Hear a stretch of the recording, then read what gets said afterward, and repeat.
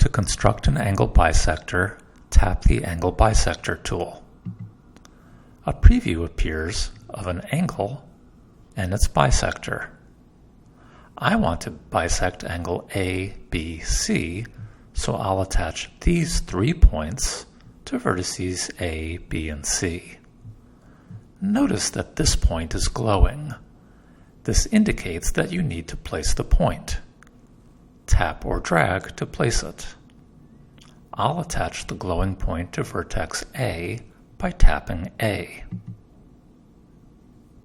Next, I'll attach this glowing point to vertex B. Finally, I'll attach the remaining point to vertex C. My tool is now complete.